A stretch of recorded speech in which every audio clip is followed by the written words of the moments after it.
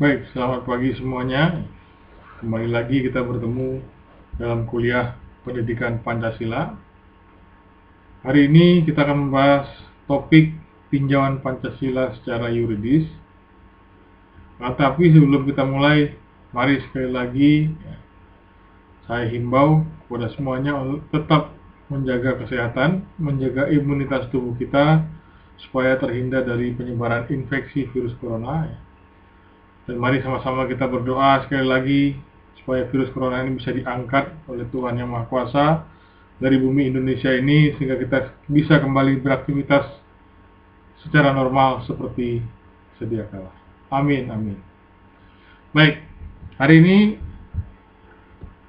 kita akan membahas bagaimana perspektif hukum ya dalam melihat Pancasila. Artinya secara yuridis Pancasila itu bagaimana sih? Nah, kita semua tahu posisi Pancasila itu merupakan dasar negara Indonesia. Tapi dasar negara itu seperti apa? Karena beberapa waktu yang lalu sempat terjadi kesalahpahaman terkait posisi Pancasila ini. Ada yang bilang Pancasila itu adalah pilar, tetapi pada esensinya Pancasila itu merupakan dasar negara, bukanlah pilar. Apa beda pilar dengan dasar? Itu pertanyaannya. Mungkin bagi yang berkuliah di teknik sivil ya, atau teknik arsitektur paham beda pilar dengan dasar itu apa, fondasi itu apa, pilar itu apa. Jelas sangat adalah dua entitas yang berbeda. Kalau pilar itu penopang, jadi tidak hanya satu, mungkin ada beberapa. Tapi kalau dasar itu fondasinya, dasarnya. Kalau misalnya dasar ini digeser, maka otomatis bangunan itu akan runtuh. Nah, baik, kembali ke posisi Pancasila secara yuridis, yaitu Pancasila sebagai dasar negara. Pancasila ini merupakan dasar filsafat negara yang sudah dirumuskan oleh para pendiri negara Indonesia ini pada tanggal 31 Mei sampai tanggal 1 Juni tahun 45. Dan kemudian disahkan pada tanggal 18 Agustus tahun 45, dan itulah kemudian yang menjadi tonggak resminya secara hukum Pancasila sebagai dasar negara Republik Indonesia. Nah, Pancasila ini merupakan konsensus antara golongan nasionalis dengan golongan religius atau golongan keagamaan. Nah, kemudian konsensus itu kemudian yang disepakati bersama menjadi dasar negara Republik Indonesia. Dan kemudian dengan menjadi dasar negara, maka seluruh susunan pemerintahan, seluruh sistem hukum, sistem ekonomi, politik, sosial, budaya harus berdasarkan atas Pancasila. Itulah konsekuensi yuridisnya ketika Pancasila diposisikan sebagai dasar negara. Nah, baik. Nah, ini saya tadi sudah sampaikan di slide kelima ini, jadi bahwa Pancasila itu ya merupakan konsensus antara golongan nasionalis dengan golongan Islam atau keagamaan. Nah, konsensus itu seperti apa? Kalau kita lihat ya, itu kita bisa lihat dari perubahan antara Piagam Jakarta ke pembukaan Undang-Undang Dasar 45. Kalau di Piagam Jakarta kan redaksional sila pertama jelas tertulis bahwa ketuhanan, dengan kewajiban menjalankan syariat Islam bagi pemeluk-pemeluknya. Itu yang Piagam Jakarta. Tapi kalau yang pembukaan Undang-Undang Dasar 45 tertulis yang kita pakai sampai sekarang adalah ketuhanan yang Maha Esa. Di sana perbedaannya apa? Kalau Piagam Jakarta cenderung yang disebutkan hanya golongan Islam saja. Sementara di pembukaan Undang-Undang Dasar 45 yang kita pakai sekarang, ketuhanan yang Maha Esa itu mencakup seluruh agama di Indonesia. Karena agama di Indonesia secara resmi ada 6, tapi secara tidak resmi ada banyak. Karena bangsa kita merupakan bangsa yang multi etnis, multirasial, dan multi religi. Jadi agamanya bermacam-macam. Karena sekali lagi kita bukanlah bangsa yang homogen ya, tapi adalah bangsa yang heterogen, yang beragam, yang tidak hanya satu macam tapi bermacam-macam. Nah, itulah makanya Pancasila versi Piagam Jakarta sila pertama tidak tepat untuk dicantumkan dalam pembukaan Undang-Undang Dasar 45. Maka itu para pendiri negeri ini bersepakat untuk menggantinya menjadi ketuhanan yang Maha Esa. Nah, tadi kita sudah singgung sekilas tentang hubungan Pancasila dengan pembukaan Undang-Undang Dasar 45. Mari kita lihat sejenak sedikit perspektif teori hukum dari Hans Kelsen, teori Steuven atau Steuven teori. Jadi hukum itu kalau menurut Hans Kelsen itu seperti anak tangga berjenjang. Yang bawah tunduk pada yang lebih tinggi. Jadi misalnya kalau di Indonesia itu kan ada yang paling kita ambil dari inilah, dari Perda itu kan dikeluarkan oleh pemerintah daerah tingkat 1 untuk provinsi, Pemprov. Ada DPRD, ada gubernur di sana, Perda. Nah, kemudian Perda itu juga harus mengacu pada hukum yang di atasnya. Apa hukum di atas Perda? Bisa Inpres bisa Kepres, instruksi presiden, keputusan presiden, atau di atasnya lagi ada undang-undang dasar. Atau undang-undang dulu undang-undang dulu, kemudian ada undang-undang dasar. Nah, di atas undang-undang dasar itu adalah Pancasila. Nah, itulah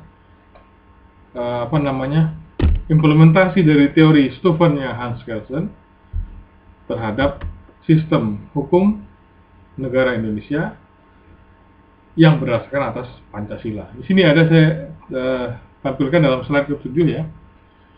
Itu jadi Pancasila yang tertinggi di sana berada di pembukaan Undang-Undang Dasar 45. Nah, kemudian ada batang tubuh ya. Nah, batang tubuh ini kemudian yang menjiwai seluruh hukum, seluruh perangkat hukum dan perundang-undangan di Indonesia. Tapi sekali lagi yang di atas batang tubuh itu ada pembukaan. Pembukaan itu ada di dalamnya ada Pancasila. Inilah yang menjiwai semuanya. Dari mulai sistem hukum, politik, ekonomi, sosial budaya dan lain-lain. Karena itulah Pancasila karena berada dalam pembukaan Undang-Undang Dasar 45, selain merupakan cerminan dari jiwa dan cita-cita hukum bangsa Indonesia, Pancasila itu tidak bisa diubah. Pembukaan Undang-Undang Dasar 45 tidak bisa diubah. Karena dengan demikian kalau misalnya diubah, maka konsensus negara Republik Indonesia juga akan berubah. Nah, kalau konsensus berubah, otomatis apa yang terjadi? Ya, kita akan terjadi keresahan, gejolak, konflik. Sebuah kesepakatan ketika kemudian dilanggar dan kemudian dirobek misalnya perjanjian itu, bisa terjadi hal-hal yang tidak diinginkan. Jangan sampai kita seperti Uni Soviet yang atas dasar inisiatif dari pemimpinnya mencoba mengubah dasar negara, mencoba mengubah dasar hukum, mencoba mengubah komunisme menjadi liberalisme. Pada akhirnya terjadilah bubarnya negara Uni Soviet yang telah berdiri selama 73 tahun lamanya. Nah, semua peraturan perundang-undangan Republik Indonesia seperti ketetapan MPR, undang-undang, peraturan pemerintah, keputusan presiden dan berbagai peraturan lainnya itu harus tidak boleh menyimpang dari jiwa Pancasila, karena inilah konsekuensi Pancasila sebagai dasar negara. Nah, inilah hubungan dari Pancasila dengan berbagai sistem di Indonesia. Dan secara resmi memang pembukaan Undang-Undang Dasar 45 itu memberikan posisi yang cukup kuat terhadap Pancasila. Secara formal Pancasila itu posisinya sangat kuat sehingga tidak bisa dengan serta-merta diubah-ubah, diutak-utik Karena memang posisi pembukaan itu merupakan secara formal ya, merupakan pokok kaidah. Di pokok kaidah negara yang fundamental. Nah, di sana tidak bisa karena merupakan pokok hukum yang mendasar, maka tidak bisa dengan seenaknya diubah begitu rupa. Nah, dengan kedudukan Pancasila dalam pembukaan ini menguatkan posisi Pancasila sebagai norma dasar hukum tertinggi dan tidak dapat diubah dengan jalan hukum dan melekat pada kelangsungan hidup negara Republik Indonesia. Artinya, ya secara hukum karena memang mendasari seluruh hukum ya dalam perundang-undangan, ya tidak bisa diubah. Ini melekat dengan kelangsungan hukum negara Indonesia. Kalau misalnya ini diubah, maka negara Indonesia juga keberlangsungannya ya tidak akan berjalan lama, ya.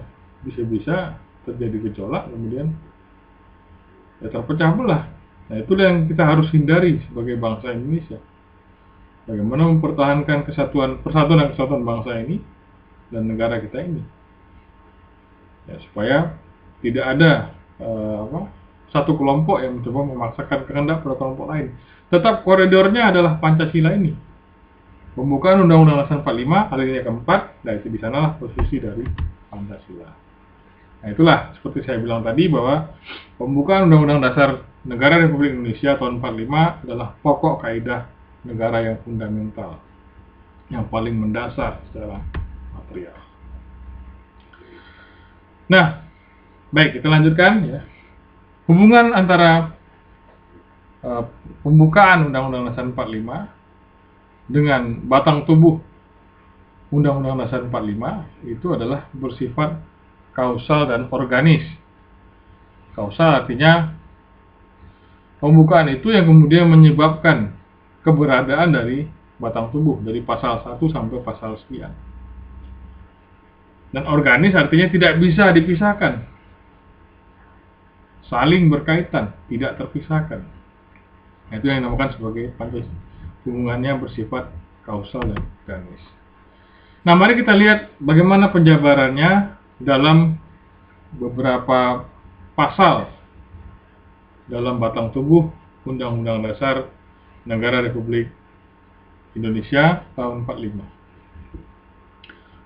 Kita coba ambil pasal 33 ya. Pasal 33 ayat 1 sampai 5. Ayat 1 disebutkan bahwa perekonomian disusun sebagai usaha bersama berdasarkan atas asas kekeluargaan. Ayat 2, berbagai cabang produksi yang penting bagi negara dan yang menguasai hajat hidup orang banyak dikuasai oleh negara ya. Dan yang ketiga, bumi, air, dan kain alam yang terkandung di dalamnya dikuasai oleh negara dan dipergunakan sebesar-besarnya untuk kemakmuran rakyat. Dan ayat keempat, perekonomian nasional diselenggarakan atas demokrasi ekonomi dengan prinsip kebersamaan. Ayat kelima, ya, ini kemudian diatur dalam undang-undang ketentuannya mengenai pelaksanaan pasal-pasal ini. Jadi di sini kita bisa lihat ya, ayat keempat menyebutkan dengan jelas bahwa perekonomian nasional diselenggarakan berdasarkan atas demokrasi ekonomi. Ini menegaskan bagaimana sistem ekonomi Indonesia seperti yang telah dicantumkan dalam ayat 1, 2, dan 3. Artinya bukanlah sistem ekonomi liberal, akan tapi ada unsur kerakyatannya, demokrasi ekonomi. Tidak boleh monopoli, ya, monopoli ekonomi tidak diperbolehkan, oligopoli tidak diperbolehkan, akan tapi perekonomian harus diselenggarakan, dijalankan secara gotong royong, bersama-sama, saling bantu, kekeluargaan ya. Seperti halnya saudara ya, kan keluarga ya. Kakak dan adik saling bantu, tidak boleh saling serang. Itulah esensi dari sistem ekonomi Pancasila yang muaranya adalah keadilan sosial bagi seluruh rakyat Indonesia. Sila kelima, inilah implementasi dari sila keempat dan kelima. Itu yang pasal 33 ya. Pasal 34 bagaimana?